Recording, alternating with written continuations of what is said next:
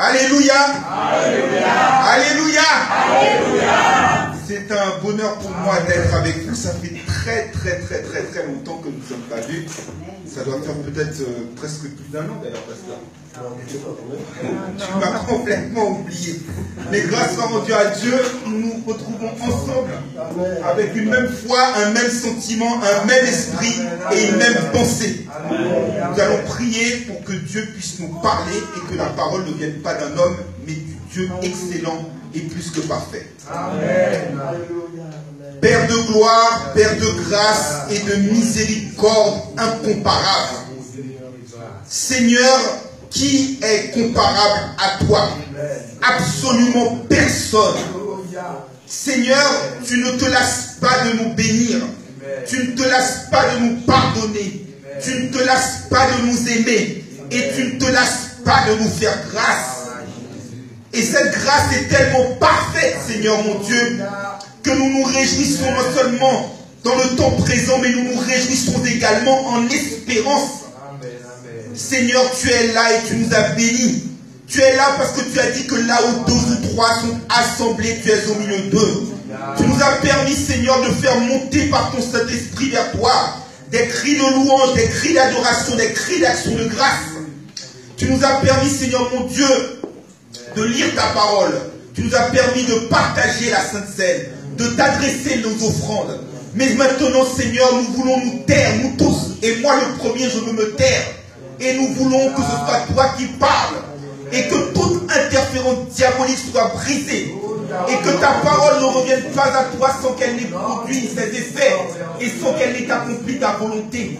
Seigneur, qu'aucune personne ne sorte d'ici sans qu'elle ait été bénie par toi. Seigneur, qu'aucune personne ne sorte d'ici en étant privé de ta grâce. Mais que chacun d'entre nous, nous puissions nous réjouir d'avoir pu, Seigneur mon Dieu, goûter au délice de ta parole. Alors reçois, Seigneur mon Dieu, nos faibles mots. Entends les cris de nos cœurs. C'est la prière de ton serviteur au nom de Jésus-Christ. Et ensemble, Amen. Que la miséricorde, la grâce et la paix vous soient données par la connaissance de notre Dieu et de notre Seigneur Jésus-Christ. Que la miséricorde, la grâce et la paix vous soient données par la connaissance de notre Dieu et de notre Seigneur Jésus-Christ. Il est un proverbe qui dit que quand on veut, on peut. Cette réalité ne s'applique en fin de compte dans nos vies que lorsque nous sommes dans les situations les plus délicates, les plus critiques, les plus compromises. Et cette réalité, nous avons pu nous en apercevoir au cours de cet été, qui a été un été sportif, avec les événements qui se sont succédés les uns aux autres. Roland Garros, l'Euro de football, Wimbledon, le Tour de France, les Jeux Olympiques, l'US Open, et j'en passe encore. Et souvent, au travers de ces événements, nous avons vu que des sportifs, dans les situations les plus délicates, au pied du mur, ont su donner le meilleur d'eux-mêmes et parvenir à un exploit inespéré. Par exemple, le vainqueur de l'US Open récent, Stan Wawrinka, avait contre lui 2 balles de match au 3e tour. Et il a pu les remonter. Et par ce miracle à l'instant critique, ayant recherché des ressources plus profondes de lui-même, il a pu gagner et par la suite remporter le tournoi. Certains, et nous l'avons vu au cours des Jeux Olympiques, ont donné le meilleur d'eux-mêmes, le meilleur potentiel pour pouvoir toucher le Graal, la médaille d'or après laquelle ils courent depuis 4 ans, même parfois toute leur vie. Et lorsqu'ils gagnent, soit qu'ils gagnent ou qu'ils perdent, ils évacuent toutes les émotions qu'ils ont en eux. Ils pleurent de joie ou même parfois de tristesse. Ils disent des mots lors de leur réaction qui vont même au-delà de ce que l'on pourrait attendre. Et au cours de ces Jeux Olympiques, à titre personnel, une phrase m'a marqué. C'était celle du sprinter français Christophe Lemaître, qui a déclaré au quotidien L'Équipe, alors même qu'il n'avait touché que la médaille de bronze face à l'insurmontable Usain Bolt, il a déclaré au quotidien L'Équipe, pour lui cette médaille de bronze est une résurrection. C'est dire, et pourtant, ce n'est qu'une médaille d'or, de bronze, pardon, pour un temps, et qui en plus est corruptible. En cette rentrée, nous avons pris, vous comme moi, des résolutions. Nous avons imaginé, conçu dans notre esprit des perspectives, des réalités, des cheminements. Mais nous devons aussi avoir des objectifs sur le plan spirituel qui soient clairs, définitifs, résolus, et nous tenir à cela. Mais pour réaliser ces objectifs, qui sont parfois des rêves d'enfants, des rêves de toute une vie, nous avons besoin de nous inspirer de modèles qui nous ont précédés, d'imiter leurs pas. Et d'ailleurs, l'auteur de l'Épître aux Hébreux ne s'y trompe pas. En Hébreux 13, verset 7, il nous dit d'imiter la foi des anciens et de considérer quelle fut leur fin. C'est exactement ce que vous comme moi, nous devons faire. C'est exactement ce que vous comme moi, nous pouvons faire. C'est exactement ce que vous comme moi, nous pouvons faire. Et c'est exactement ce que vous comme moi, nous allons faire. Et c'est ce que nous allons voir à la lecture de 2 versets de ce jour, la lecture de ce jour, qui sera tirée de l'Épître aux Philippiens, au chapitre 3, versets 10 et 11, lecture pour laquelle je vous demanderai, s'il vous plaît, de bien vouloir faire à la gloire de Dieu. Et que nous allons d'ailleurs faire ensemble, parce que nous devons saisir ces réalités spirituelles, nous les approprier par la foi en Christ. Amen.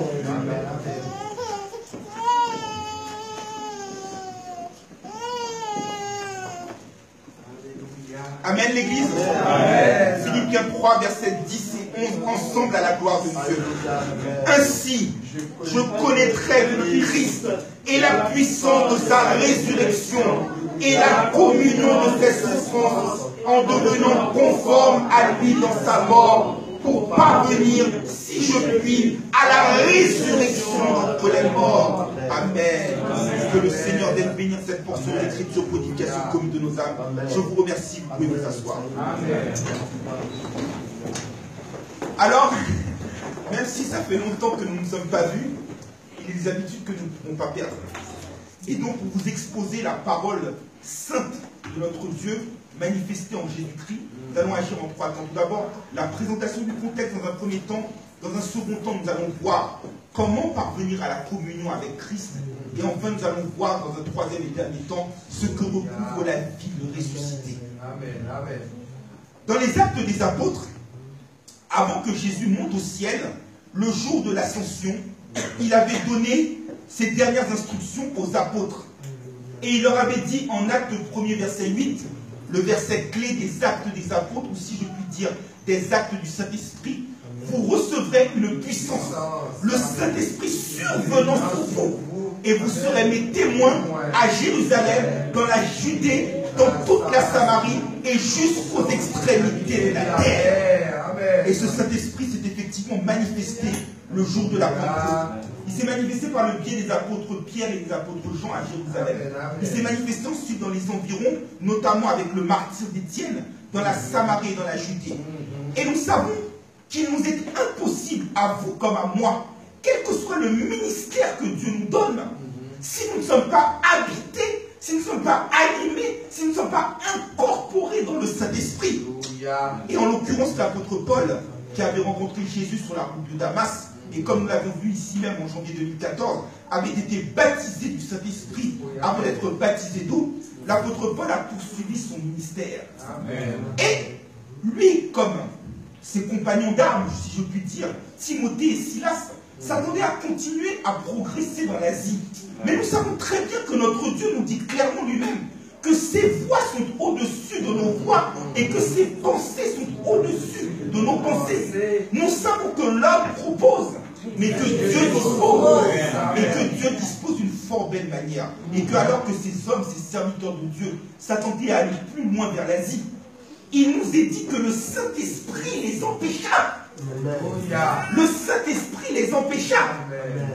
Et au lieu de prospérer vers l'Asie, Paul a reçu en vision, en Actes chapitre 16, verset 12, un Macédonien qui lui a dit, passe par la Macédoine et viens nous secourir. Et quand Dieu parle, le serviteur doit obéir. Et Paul est effectivement passé par la Macédoine. Il est passé par Philippe. Et en l'occurrence, il a prêché la parole à une femme qui s'appelle Lydie, vendeuse de pourpre, et qui l'a reçue avec joie et simplicité de cœur, et qui s'est fait baptiser.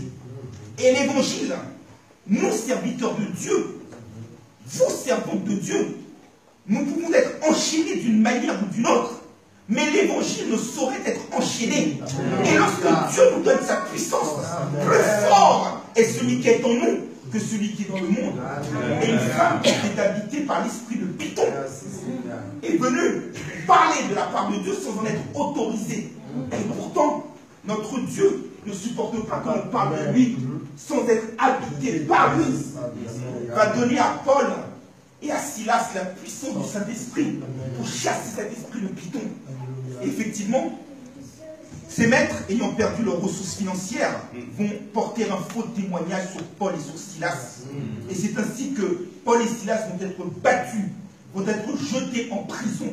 Mais malgré tout, parce que rien ne peut nous séparer de l'amour de Dieu manifesté en Christ, parce que l'évangile ne saurait être enchaîné. Paul et Silas ont chanté les louanges de Dieu, ont prié. Et à minuit, là où les premiers-nés d'Égypte ont été frappés, Paul et Silas ont vu les portes de la prison s'ouvrir devant eux. Et le geôlier qui les avait emprisonnés avait tenté de se suicider. Mais Dieu, riche en miséricorde, va prendre la mort du geôlier et va lui donner la vie. Et le geôlier va poser une question fondamentale qui est de dire à Paul et à Silas: que dois-je faire pour être sauvé? Et Paul et Silas vont lui dire en acte 16, verset 31, crois au Seigneur Jésus, toi et ta famille, et tu seras sauvé. Et c'est ainsi que cet homme s'est baptisé. Et vous comme moi, nous savons que lorsqu'un pécheur se repent, il y a plus de joie dans les cieux pour un pécheur qui se repent que pour 99 autres justes. Et justement, l'épître aux Philippiens, c'est l'épître de la joie. Le verset clé d'ailleurs de cette épître est tiré de Philippiens 4, verset 4. Réjouissez-vous toujours dans le Seigneur. Je le répète, réjouissez-vous. Mais que recouvre cette notion de joie? Tout d'abord, la joie, c'est le deuxième caractère du fruit de l'esprit, d'après Galates 5, verset 22. Après l'amour, la joie, c'est un sentiment de bien-être profond. Parce que je sais que tout est bien entre mon Dieu et moi-même. Et que parce que je me sens bien spirituellement, je me sens bien intérieurement, les circonstances extérieures ne sauraient ni troubler, ni venir voler ma joie. Et là, en l'occurrence, Paul et Silas l'ont démontré dans ce que je disais à l'instant. Ils étaient en prison, mais leur joie ne leur empêchait pas de louer Dieu. Et dans l'épître aux Philippiens, le terme joie ou le verbe réjouir est répété 16 fois. 16 fois, 4 fois 4, 16. Et le chiffre 4, c'est le chiffre de la totalité. Ça veut dire qu'en étant totalement englobé du Saint-Esprit, quelles que soient les circonstances, et pourtant là, Dieu sait qu'elles sont terribles. Parce que moi, je ne sais pas s'il va vivre ou s'il va mourir. La joie est là et rien ne peut le séparer. Parce que soit qu'il vit, soit qu'il meurt, il est au Seigneur et il appartient au Seigneur. Et justement, cela nous interpelle, nous en tant que chrétiens, pour savoir quel est notre degré d'intimité avec notre Dieu. Parce que le chrétien, il nous est dit, réjouissez-vous toujours dans le Seigneur. Je le répète, réjouissez-vous. Il faut toujours se réjouir. Un chrétien est toujours joyeux. Et je vais vous le démontrer. Dans le psaume 122, quantité de degrés, pour monter au temple à Jérusalem, au verset 1er, il nous est dit, je suis dans la joie quand on nous dit, allons à la maison de l'Éternel. Ça veut dire qu'avant même de rentrer dans le temple de Dieu, je suis joyeux, un peu comme une voiture diesel. C'est-à-dire qu'avant même qu'elle commence à circuler, le moteur est déjà chaud, il faut faire chauffer le moteur. Ça veut dire que la joie que vous avez, elle ne doit pas être dans l'église même, mais avant même le culte chez vous, le culte a commencé et vous êtes joyeux. Ensuite, nous venons à l'église, nous adorons. L'adoration doit être faite, selon Jean 4, verset 24, en esprit et en vérité. Et si elle est faite en esprit, elle est faite dans la joie. Après, il y a la réception de la parole, les offrandes, auparavant. L'offrande est donnée, elle doit être donnée sans tristesse, sans contrainte, de Corinthiens 9, verset 8, car Dieu aime celui qui donne avec joie. Et justement, l'église de Philippe, lorsque Paul était en prison sans qu'il ne leur demande, a sorti de sa poche l'argent nécessaire pour contribuer aux besoins du serviteur de Dieu. Ensuite, la parole.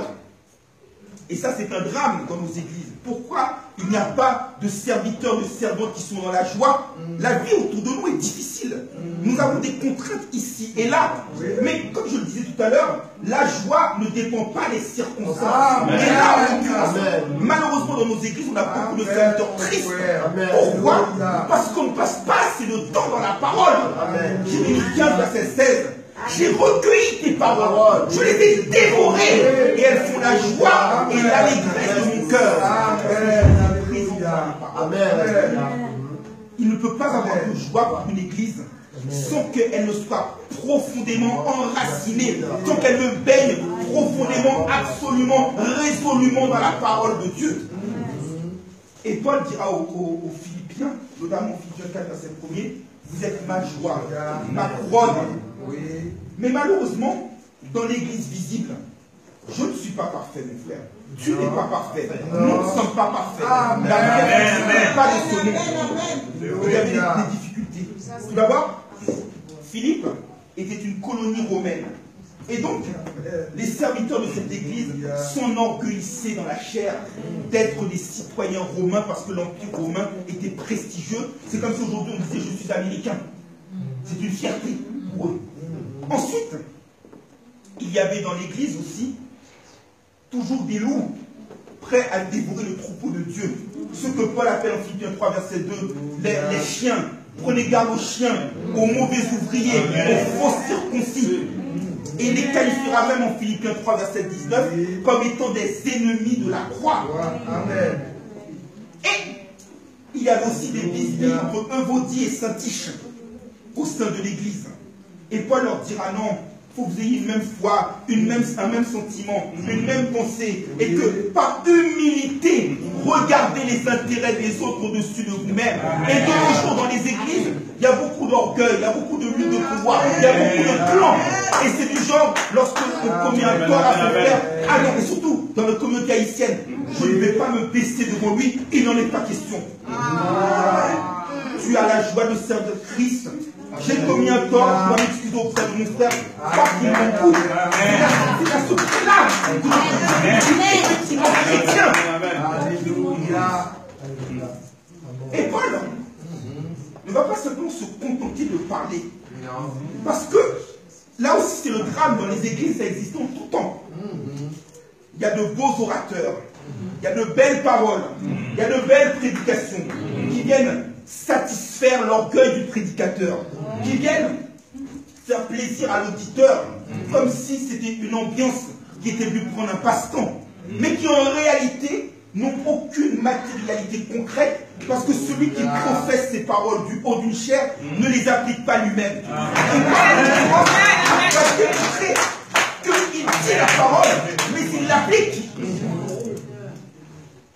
Alléluia. J'ai des chasseurs jeunes qui disent cette belle phrase. Il vaut mieux être chrétien sans le dire que le dire sans l'être. Et à la vérité, vous comme moi, notre témoignage, parce que là, Paul, dans le texte que nous venons de lire, parle de lui. On a le pronom personnel. Je, on a moi. Pas par orgueil, mais parce qu'il s'expose par témoignage. Parce qu'il sait parfaitement que son comportement aura une résonance, aura un impact, aura une profondeur plus forte que les beaux discours qu'il va écrire, quelle que soit la qualité de sa plume, quelle que soit la qualité de ses paroles. Et vous savez ce qu'il y a de beau en tant que chrétien? C'est lorsque vous professez par votre comportement un évangile puissant, et que même le païen, c'est ce qu'avait dit Agrippa à Paul en acte 26 verset 28, il dit mais bientôt tu vas me persuader d'être chrétien. C'est-à-dire que ton comportement est tellement impacté, il y a tellement la trace indélébile du Christ en toi, que même moi qui suis païen, par la puissance du Saint-Esprit, tu vas m'amener à l'obéissance, et je finis par devenir chrétien.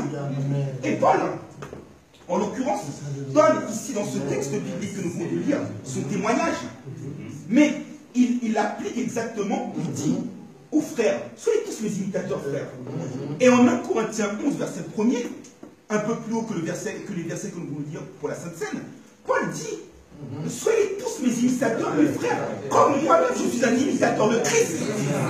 Et lorsqu'il va faire un hymne à la gloire de Christ, en Philippiens 2, verset 5 à 8, il dit « Ayez en vous les sentiments qui étaient dans Jésus-Christ ». Et il va dire que Jésus-Christ était à égalité avec lui, il n'a pas fait le poids et qu'il s'est dépouillé lui-même.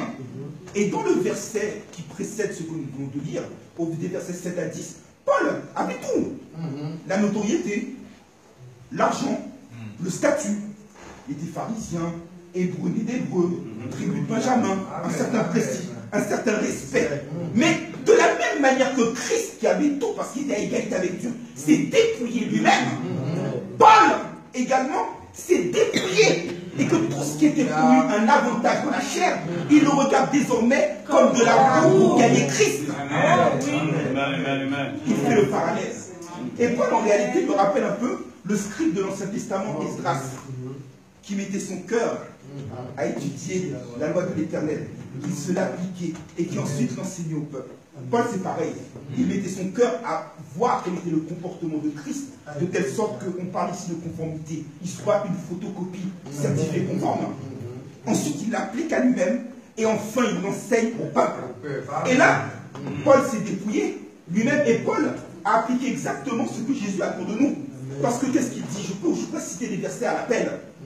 Si quelqu'un veut venir à ma suite, qu'il renonce à lui-même, qu'il se charge de sa foi et qu'il me suive.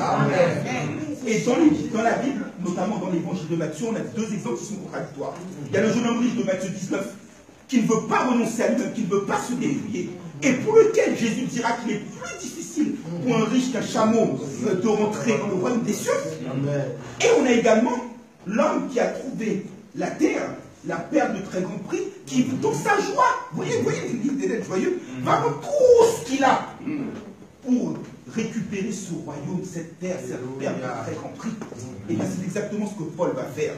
Et dans le même ordre d'idée, Paul a aussi appliqué les commandements du Christ. Le Christ a dit, tu aimeras ton Dieu de tout ton cœur, de toute ton âme, de toute ta force, et tu aimeras ton prochain comme toi-même. Quand tu aimes ton prochain comme toi-même, c'est-à-dire que ce que tu veux pour toi, c'est ce que tu veux pour l'autre. Et regardez, là, ici, Paul nous dit, il veut parvenir à la connaissance du Christ Jésus. C'est ce qu'il souhaite pour lui-même. Vous êtes d'accord avec moi? Mais regardez, et ça c'est aussi un modèle de prière. Lorsque nous prions, arrêtons d'être égoïstes. De penser d'abord à nous, puis aux autres, ou même parfois jamais aux autres. Pensons d'abord aux autres, et enfin à nous. Amen. Parce que là, il dit qu'il veut parvenir à la connaissance de Jésus-Christ. Mais il dit, en Philippiens 1er verset 9 et 10, qu'il prie pour que notre amour, je nous inclus dans les Philippiens, augmente en connaissance, pour le discernement des choses les meilleures, afin que nous soyons purs et irréprochables au jour de Christ. Amen. Et donc, en quelque sorte, Paul se pose en modèle et il nous montre ce que c'est qu'être chrétien. Il montre ce que c'est que d'avoir la communion avec le Christ Jésus. Et c'est ce qui va faire l'objet de la deuxième partie de notre prédication. Amen. L'écrivain du XIXe siècle, Victor Hugo, disait que là où il n'y a pas de plan, c'est le chaos. Dans vos vies, dans ma vie, dans nos vies, il est impossible d'avancer, il est impossible de faire quelque progrès que ce soit sans que nous ayons des objectifs clairs dans notre tête. Amen. Et je vais vous en donner plusieurs exemples. Par exemple, aujourd'hui, vous cherchez un travail. D'accord? Et puis, vous allez rédiger lettre de motivation, CV, etc. Et puis, l'employeur voit votre profil et il est attiré par votre profil parce qu'il voit que le CV a des traits de caractère qui seraient susceptibles de l'intéresser. Maintenant, il vous convoque à un entretien d'embauche. Et sachant que dans la concurrence, les profils peu ou prou se ressemblent. Ce qui va faire la différence, ce qui va faire qu'il va embaucher l'un par rapport à l'autre, c'est la personnalité. Et pour cerner la personnalité, il va essayer de voir si vous avez des objectifs clairs. Parce qu'il sait qu'en vous embauchant, il va devoir payer tous les mois un salaire. Il va devoir payer tous les mois des charges. Et que quand il y a un CDI, c'est très difficile de s'en débarrasser. Et que si jamais il perd, il peut faire l'objet d'un procès devant les prud'hommes et payer des indemnités extrêmement lourdes. Donc pour lui, il est obligé de réfléchir.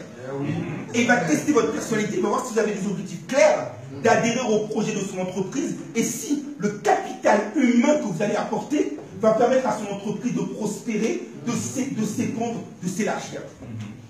Et pour cela, il va voir si vous avez des objectifs clairs.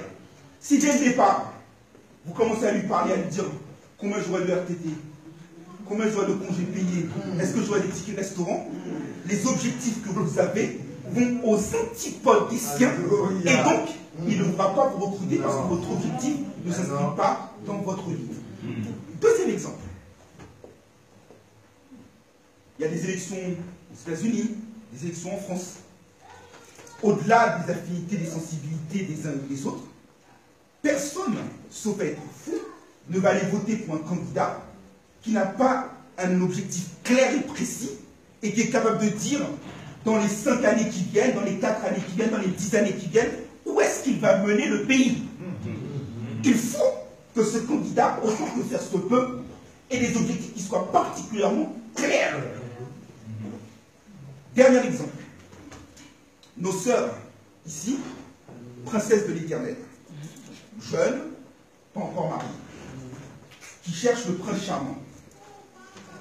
Croyez-vous sincèrement, sauf parce qu'elle soit folle, qu'elle va prendre le risque de s'engager avec quelqu'un avec lequel elle ne se voit pas d'avenir, quelqu'un qui n'a pas d'ambition, quelqu'un qui n'a pas d'objectif, quelqu'un qui n'a pas de perspective, quelqu'un qui n'est pas capable de lui dire ce qu'on va faire dans les 5 à 10 ans? Absolument pas. Dans les 3 cas, si les objectifs ne sont pas clairs, il ne peut pas susciter l'adhésion. De la même manière, notre Dieu a investi en nous. Mais ce qu'il attend du serviteur, ce qu'il attend de la servante, c'est que dans son service, dans le culte qu'elle offre à son Dieu, dans la perspective, dans la communion qu'il a avec son Dieu, c'est qu'il y ait des objectifs clairs. Et chaque grand serviteur de Dieu a toujours eu des objectifs clairs. Amen, amen. Moïse, Exode 33, verset 18, fais-moi voir ta gloire. C'est là mon objectif. Les fils de Corée, dans le psaume 42, verset 1er, disent comme une biche soupire après des courants d'eau. Ainsi, comme la voyez là le verset, ainsi, la conclusion, mon âme soupire après toi. Et enfin, l'apôtre Paul, que nous venons de lire, son objectif ultime, c'est de parvenir à la connaissance de Jésus-Christ. Ces objectifs sont particulièrement clairs, limpides et inaltérables. Et nous aussi, quelque part, nous avons ce même objectif. Un beau chant d'espérance. Tout mon désir, c'est de le connaître. Jésus seul, et que sa paix remplisse mon être. Jésus seul, Jésus seul. Mais le problème, c'est que souvent, nous chantons ces chants par habitude. Parce que nous Haïti, on connaît le chant d'espérance. Mais veillons-vous comme moi, lorsque nous chantons, à ce que nous nous approprions les paroles que nous sommes en train de chanter.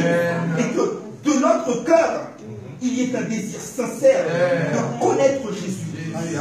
Et, bien aimé, le mot connaître est un mot qui est difficile. Pourquoi? Parce que il y a connaître et connaître. Amen. Je vais donner un exemple. Ici, tout le monde dans la salle, amateur de football ou pas, connaît Cristiano Ronaldo. On sait que Cristiano Ronaldo est portugais. On sait qu'il a joué au Real de Madrid, qu'il joue par le Real de Madrid. On sait qu'il a gagné le championnat d'Europe. On sait qu'il a gagné la Ligue des Champions. On sait qu'il va gagner le Ballon d'Or. On connaît des détails à propos de Cristiano Ronaldo. Des éléments de fait qui concernent sa vie. Mais en réalité, nous ne connaissons pas intimement. Peut-être que cette personnalité qui séduit au loin peut irriter auprès pour si peu que nous nous approchons de lui, que nous avons un contact permanent. Connaître une personne, c'est la rencontrer, c'est la contacter, c'est entretenir ce contact, c'est examiner, analyser ce qu'elle aime, ce qu'elle n'aime pas, ce qu'elle veut, ce qu'elle ne veut pas, et c'est passer un long temps avec cette personne. Et c'est à partir de ce moment-là que je peux dire, je connais un tel. Et encore, et là je m'adresse à nos parents, parfois nos parents ont 27-30 ans de mariage, c'est au bout de 30 ans qu'ils connaissent véritablement leur conjoint. C'est dire que la connaissance que nous avons parfois, elle grandit de jour en jour. Et bien avec Jésus-Christ, c'est exactement la même chose. Et le drame, c'est que dans nos églises, nous prétendons connaître Dieu, mais en réalité, quand on reconnaît l'arbre à son fruit, on sait exactement qui connaît Dieu et qui ne connaît pas Dieu. Je vais vous démontrer en vous citant ce que dit l'apôtre Paul à Tite, en Tite 1 verset 16. Ils prétendent connaître Dieu, mais ils le renient par leurs œuvres, étant abominables, rebelles, incapables d'aucune œuvre. Cela veut dire que par ton œuvre, on peut voir si tu connais Dieu et si tu connais Dieu ou si tu ne le connais pas. Sachant que, comme je le disais tout à l'heure, on ne connaît jamais assez. Parce que même l'apôtre Paul en 1 Corinthiens 13, verset 9 dit que nous ne connaissons qu'en partie. Et parfois, dans les églises, on confond connaissance spirituelle avec connaissance intellectuelle. Une personne peut ne pas savoir lire, mais elle a une connaissance plus approfondie. Pierre et Jean étaient sans formation. Et puis ils ont prêché par le Saint-Esprit parce qu'ils connaissaient Jésus. Sur le plan physique, ils franchissent avec une onction, la position des mains. Et de nos jours, dans nos églises, dans la vie chrétienne en général, on a l'impression que connaître Jésus, c'est comme répondre à un QCM, c'est comme répondre à un quiz, c'est comme répondre à la question pour un chanson. Et pourtant, ce genre de connaissances-là sont charnelles. Pourquoi? Parce qu'elles viennent exciter ton orgueil.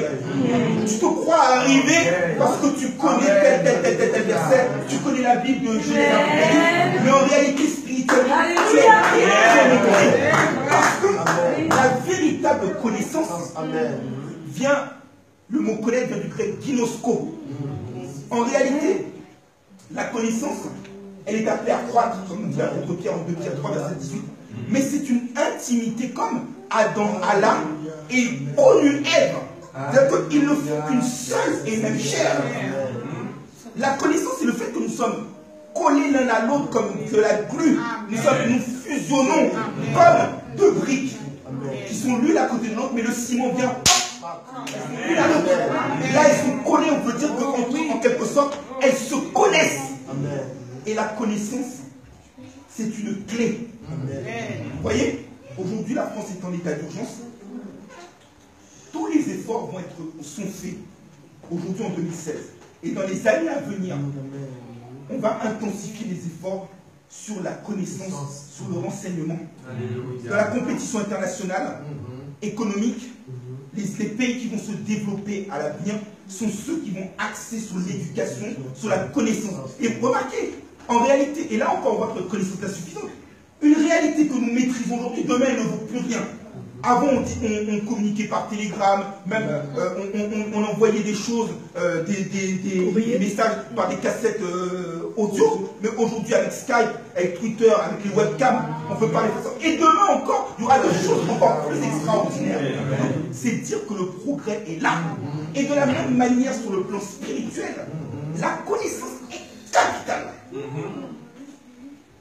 Amen, amen. Osée 4, verset 6. Mon peuple meurt parce qu'il lui manque la connaissance, parce qu'il n'a pas d'intimité avec moi, parce que c'est un peuple adultère. Alléluia. Jean 17, verset 3, lorsque Jésus prie au Père avant d'aller à la croix, il lui dit, la vie éternelle, c'est qu'ils te connaissent, toi le seul vrai Dieu, et celui que tu as envoyé, Jésus-Christ. Autrement dit, c'est par la connaissance que nous allons pouvoir aller plus loin avec notre Dieu. Et comme je vous le disais, c'est le connaître chaque jour de mieux en mieux, être transformé de jour en jour. Et lorsque je parle d'intimité en termes de connaissance, l'intimité entre un homme et une femme, comme l'intimité entre Christ et l'Église, suppose qu'il y a une unité de patrimoine. Des dettes sont mes dettes. Des actifs sont les miens. Et là, la connaissance que nous avons fait que nous devons communier avec Christ. Communier dans les souffrances, nous ne faisons qu'un avec lui dans les souffrances. Et malheureusement, dans nos églises, beaucoup de chrétiens veulent la gloire, mais ils ne veulent pas la croix. Et pourtant, il nous faut passer par la croix pour avoir la gloire. Si quelqu'un veut venir à ma suite, qu'il renonce à lui-même, qu'il se charge de sa croix, qu'il me sait, si quelqu'un perd sa vie à cause de moi, il la regagnera. Autrement dit, si tu veux passer par la résurrection, il faut passer par la croix. En fin de compte, pour vous donner deux illustrations, il est impossible de faire une omelette sans casser ses œufs. C'est l'étape obligatoire. Et j'ai un souvenir également très précis. Il y a 16 ans, lorsque je passais le baccalauréat, on avait eu un prof de philosophie qui était extrêmement sévère, mais qui en même temps était brillant, qui cherchait à nous préparer du mieux possible au baccalauréat. Et il avait cette phrase qui m'a marqué. Il avait dit que dans la vie, il n'y a qu'avec des claques qu'on avance. Et le chrétien, en quelque sorte, ne comprend pas la souffrance. Parce que la souffrance, en réalité, elle peut paraître au premier abord une difficulté. Mais à la vérité, c'est une grâce. Et c'est la vérité de Dieu par rapport à Christ. Il a été donné la grâce, non seulement de croire en lui, mais de souffrir pour lui. Et si nous voulons être une photocopie certifiée conforme, Christ a souffert. Le serviteur n'est pas plus grand que le maître. S'ils ont persécuté le maître, ils vous persécuteront également. S'ils ont gardé mes paroles, ils garderont vos paroles. Jean 15, verset 20. La souffrance est obligatoire. Et Jésus est décrit par le prophète Ésaïe en Ésaïe 53, verset 3, comme étant un homme de douleur, habitué à la souffrance. Mais Jésus est passé par la croix pour recevoir la gloire. C'est parce qu'il est passé par la croix, parce qu'il a souffert, lui le juste, pour nous les injustes, qu'il peut être appelé Seigneur, Fils de Dieu. C'est sa souffrance qui fait cela. Et dans les persécutions, en réalité, c'est pour nous une occasion d'être en communion avec lui. Amen. Paul le dit lui-même, clairement, tous ceux qui veulent vivre pieusement dans Jésus-Christ sont persécutés. Il explique dans sa biographie personnelle que ces souffrances, eh bien, en fin de compte, elles viennent compléter les souffrances du Christ. Colossiens 1, 24, Galates 6, 17. Ces souffrances viennent compléter les souffrances du Christ. Et que comme Christ est inatteignable, Alléluia. parfois, c'est par le serviteur que Satan va passer pour attaquer Christ. Et Paul lui-même, nous avons vu ça lors de la semaine de louange du mois de janvier 2014, quand il dit que veux-tu que je fasse, Ananias va dire, Jésus va dire à Ananias, voilà, si c'est serviteur, je vais lui expliquer tout ce qu'il doit souffrir pour moi. Tu ne peux pas prétendre être serviteur sans que tu passes par la souffrance. La souffrance est une case obligatoire. Et par la souffrance, tu as dans ta chair des marques, des souffrances de Christ. Comme la huitième, comme l'ont eu d'ailleurs Shadrach, Meshach et Abednego, lorsqu'ils ont été jetés dans la fournaise ardente. Et regardez la communion des souffrances. Lorsqu'ils ont été jetés dans la fournaise ardente, c'était 3. Et dans la fournaise, c'était 4. Parce que Christ était là. Tu ne fais qu'un avec lui. Lorsque tu acceptes de souffrir avec lui, il sera là avec toi. Et qui dit patrimoine, il dit patrimoine, je dis, il y a un passif. C'est la souffrance. Mais je ne prêche pas non plus un évangile de résignation. Je prêche un évangile véridique. Et l'évangile véridique qui doit être prêché nous montre que d'accord, il faut passer par là. Mais tout en se disant que les souffrances qui sont présentes ne sauraient être dignes d'être comparées à la gloire à venir. Et la gloire à venir, c'est que Christ est ressuscité d'entre les morts, qu'il est sorti du tombeau. Il est sorti, il a quitté le corps du liesse sur le tombeau. Il est sorti avec un corps glorieux. Exactement ce qui nous attend. La mort est venue par Adam. Nous devons retourner en tant que poussière comme Adam. Mais nous ressuscitons avec le second Adam, avec le Christ Jésus, dans la glorification. Et comment cela se manifeste-t-il? Comment prendre part à cette résurrection? Christ lui-même dit en Jean 11, verset 25, je suis la résurrection et la vie. Et lorsqu'il dit je suis, ce qu'on voit dans l'évangile de Jean, c'est que automatiquement après qu'il a dit je suis, il signale sa présence, son autorité, son esprit, un miracle se produit immédiatement. Lazare, qui était mort depuis plusieurs jours, a été ressuscité, sorti de sa tombe. C'est une préfiguration du Christ Jésus qui va mourir, qui va être ressuscité, et une préfiguration de notre résurrection. Et comment prendre part à cette résurrection? Plusieurs étapes. Tout d'abord, le baptême. Lorsque nous prenons l'engagement de bonne conscience devant Dieu et devant les hommes de nous faire baptiser, en réalité, je garde ce souci très précis, ce qu'avait dit le pasteur il y a 5 ans, lors d'un baptême en septembre 2011. Il disait aux serviteurs, là, c'est ton enterrement qu'on est en train de chanter. Le vieil homme est en train de mourir. Je ne sais pas si c'était le nom du serviteur normalement, mais le pasteur voit de qui je parle. Et quand tu vas sortir du baptisphère, c'est le serviteur nouveau qui va sortir. Amen. Eh bien, regardez bien. Paul explique exactement la même chose dans Colossiens 2, verset 12 par rapport au baptême. Nous avons été ensevelis avec lui. Amen. Et nous sommes ressuscités par lui et en lui, par la puissance de Dieu qui l'a ressuscité d'entre les morts. Alléluia. Donc lorsque tu rentres dans le baptisphère, tu es plongé dans l'eau, à la minute où tu ressors, tu participes à la résurrection. Ça c'est le baptême d'eau. Mais vous savez, vous comme moi, qu'après le baptême d'eau vient le baptême du Saint-Esprit. Et il faut ensuite mener une vie qui est dirigée par l'Esprit de Dieu. Et que dit Paul en Romains 8, verset 11, si l'Esprit de Dieu, qui a ressuscité Christ d'entre les morts, habite en vous, il ressuscitera vos corps mortels. Après, la résurrection, après une vie qui est dirigée par l'Esprit, c'est aussi une vie qui garde la parole de Dieu. Une vie qui ne se contente pas de survoler la parole de Dieu, mais qui demeure dans les enseignements, qui la retient dans son cœur, dans son esprit, dans son âme, qui ne se contente pas d'avoir la parole de manière intellectuelle, mais de la saisir de manière spirituelle. Et en l'occurrence, Jean 8, verset 51, celui qui garde mes paroles ne verra jamais la mort. Il ne parle pas de mort physique, parce que la résurrection, c'est ramener à la vie quelqu'un qui est mort. C'est qu'il te dit que tu vas, sauf si Jésus revient avant, tu vas mourir physiquement. Mais que dans la mesure où tu as gardé ces paroles, automatiquement, la mort n'aura pas de pouvoir, la mort n'aura pas de vie, la mort n'aura pas de victoire. Et participer à la résurrection aussi, c'est la Sainte Seine. Pasteur a lu tout à l'heure 1 Corinthiens 11, verset 23 à 28.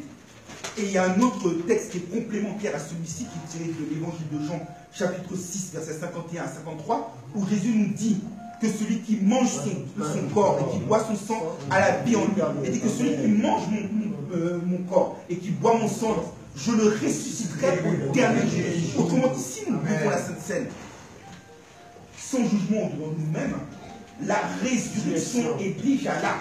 Et cette vie de ressuscité a deux réalités. C'est ce que nous allons voir dans la troisième partie de la prédication. Alléluia.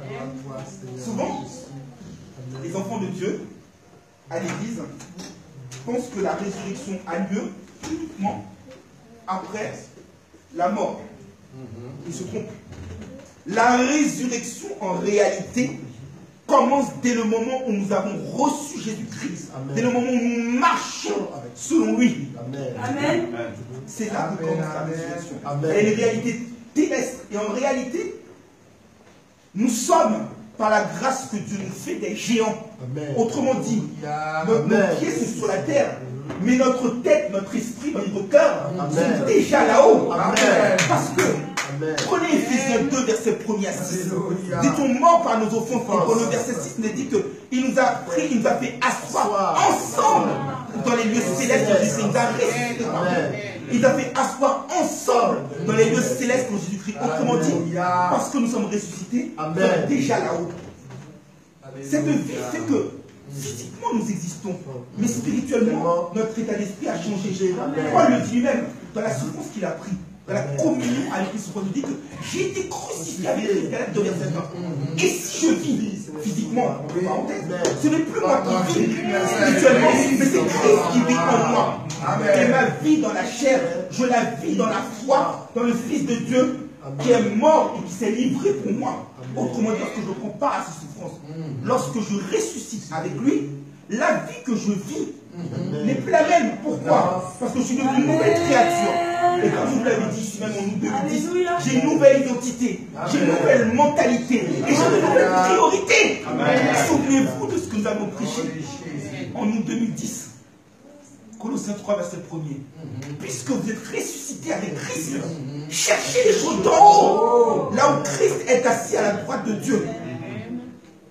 Et il nous est dit que dans les versets suivants, que notre vie est cachée avec Christ en Dieu. Et que lorsque Christ, notre vie, apparaîtra, alors nous paraîtrons avec lui dans la gloire. Et c'est la réalité céleste. Parce que la résurrection qui a déjà eu lieu et qui va se concrétiser en réalité, c'est un passeport. C'est-à-dire que le passeport, tu l'as, il te permet de traverser la frontière. Et une fois que tu as traversé la frontière, là tu es véritablement sur ta terre, sur ton pays. Et là c'est exactement cela. La communion avec Christ dans les souffrances, la foi que nous avons avec lui, tout ce que nous avons, l'unité, le patrimoine, la connaissance, fait que nous avons un passeport qui va nous permettre de passer la frontière. Et lorsque nous aurons passé la frontière, là, nous pourrons nous réjouir parce que nous serons rentrés dans la terre promise. Et là, la résurrection sera concrète. Pourquoi? Parce que notre corps d'infirmité, de maladie, de péché, va se voir remplacé par un corps glorieux. Amen. Comme Christ est sorti du tombeau, mort quant à la chair, mais rendu vivant quant à l'esprit, notre corps qui était charnel va être un corps spirituel, un corps glorieux. Et pour cela, il faut la connaissance. Parce qu'il faut avoir l'Esprit de Dieu pour saisir les choses spirituelles. Amen. Amen. Et nous aurons également le privilège d'être les sacrificateurs de Christ et pour Dieu pendant 1000 ans. Ce que nous dit Apocalypse 20, verset 6. Et l'autre privilège de cette résurrection, c'est que la mort n'aura plus de pouvoir. Et que donc, notre nom étant inscrit dans le livre de vie, nous serons dans la joie, nous serons dans la félicité, nous serons dans la louange et nous pourrons proclamer les vertus de notre Dieu. Ainsi donc, mes frères et sœurs dans le Christ de Jésus, ce matin, notre Dieu nous appelle à augmenter les standards de notre vie spirituelle. Il nous appelle à croître dans sa grâce et dans sa connaissance, à développer une intimité encore plus forte avec lui.